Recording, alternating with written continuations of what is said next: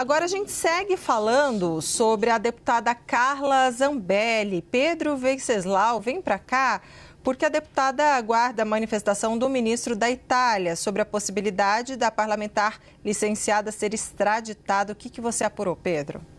Olha, eu conversei hoje mais cedo com o Fábio Panhozzi, o advogado da Carla Zambelli, para entender como é que está sendo a rotina dela na Itália, quais são as perspectivas.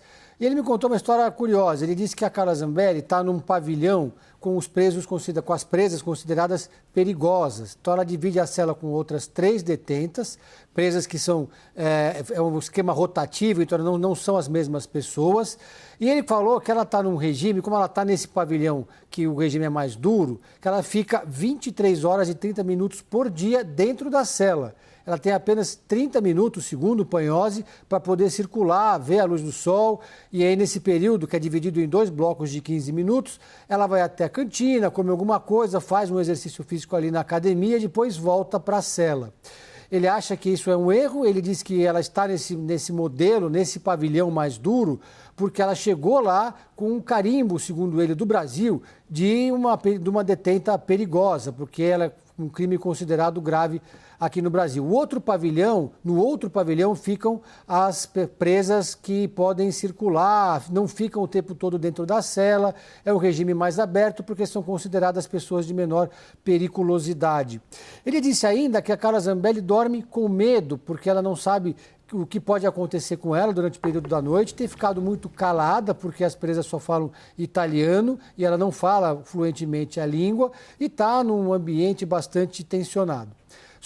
Olhando para frente, sobre quais são as expectativas do futuro, o advogado Panhozzi me disse que aguarda uma manifestação do ministro da Justiça da Itália, Carlo Nordio, que é quem tem a palavra final sobre a extradição. Ele cobrou o Carlo Nordio, ele falou que esse não é um silêncio comum.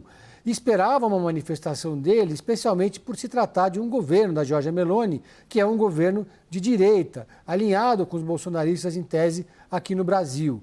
Então ele acredita que em algum momento o Carlo Nordio vai se manifestar e quando isso acontecer, ela pode pelo menos ser colocada para cumprir pena em regime domiciliar na Itália.